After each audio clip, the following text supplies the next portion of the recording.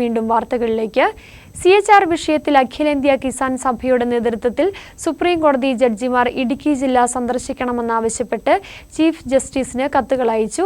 രാജാക്കാട് ടൗണിൽ പ്രകടനം നടത്തിയാണ് രാജാക്കാട് പോസ്റ്റ് ഓഫീസിലെത്തി കത്തുകൾ അയച്ചത്. പരിപാടിയുടെ ഉദ്ഘാടനം അഖിലേന്ത്യാ കിസാൻ സഭ സംസ്ഥാന വൈസ് പ്രസിഡന്റ് മാത്യു വർഗീസ് ഉദ്ഘാടനം ചെയ്തു.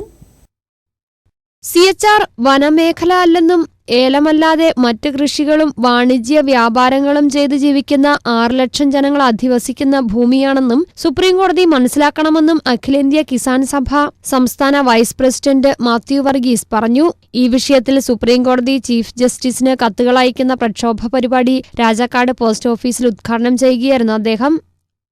ഇത് കൃഷിക്കാരുടെ മാത്രം പ്രശ്നമല്ല, തൊഴിലാളികളുടെയും ജീവനക്കാരുടെയും കച്ചവടക്കാരുടെയും വ്യാപാരികളുടെയും മറ്റിതര ജനങ്ങളുടെയും എന്ന് പറഞ്ഞാൽ 6 ലക്ഷം വരുന്ന CHR മേഖലയെന്ന് വ്യാഖ്യാനിക്കുന്ന ഇടുക്കിയിലെ 3 താലൂക്കുകളിൽ പെടുന്ന പ്രദേശങ്ങളിലെ മനുഷ്യൻ്റെ പ്രശ്നമാണെന്നും ഇതിന് നീതിപൂർവം പരിഹാരം കാണാൻ കോടതി തീരുമാനമെടുക്കണമെന്നും വസ്തുതകൾ കോടതി മനസ്സിലാക്കണമെന്നും അഭ്യർത്ഥിക്കാൻ വേണ്ടിയുള്ള ഒരു പ്രക്ഷോഭ പരിപാടിയാണ്.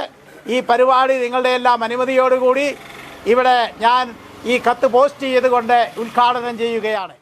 തിരുവിതാംകൂർ രാജഭരണകാലത്ത് 15,720 ഏക്കർ സ്ഥലം ഏലമലക്കാടുകളായി പ്രഖ്യാപിച്ചിരുന്നെന്നും തുടർന്ന് 1897 ഏലം കൃഷി സംബന്ധിച്ച് വ്യക്തത ഉണ്ടാക്കിയെന്നും അതിലൊന്നും വനം എന്ന് പറഞ്ഞിട്ടില്ല. തുടർന്നുണ്ടായ വനപ്രഖ്യാപനങ്ങളിലും ഈ പ്രദേശങ്ങൾ വനമാണെന്ന് പറഞ്ഞിട്ടില്ലെന്നും ചരിത്രരേഖകൾ പറയുന്നു. ഇത് അംഗീകരിക്കാതെ CHR വനമേഖലയാണെന്ന് പറഞ്ഞ് 1980 വനസംരക്ഷണ നിയമം പാസാക്കി. 15 വർഷത്തിന് ശേഷമാണ് വനമാണെന്ന വാദം പരിസ്ഥിതിവാദികളും വനം വകുപ്പും ഉന്നയിക്കുന്നത്. ഇടുക്കി ജില്ലയുടെ ശത്രുക്കൾ നടത്തുന്ന ഹീനമായ പരിശ്രമത്തിന് കൂട്ടുനിൽക്കുന്ന സമീപനമാണ് വനസംരക്ഷണ നിയമത്തിന്റെ സൃഷ്ടികളായ കോൺഗ്രസ് സ്വീകരിക്കുന്നത്. ഡിസംബർ 4 തീയതി വരെ കത്തയക്കൽ പ്രക്ഷോഭം തുടരുമെന്നും കിസാൻ സഭ വ്യക്തമാക്കി. രാജാക്കാട് പോസ്റ്റ് ഓഫീസിലേക്ക് പ്രവർത്തകർ പ്രകടനമായെത്തിയാണ് ചീഫ് ജസ്റ്റിസിന് കത്തയക്കൽ പ്രക്ഷോഭം ആരംഭിച്ചത്. KK Thankappan, KM James, KK Rameshan, MA Shinu, S Velayudhan എന്നിവർ സംസാരിച്ചു.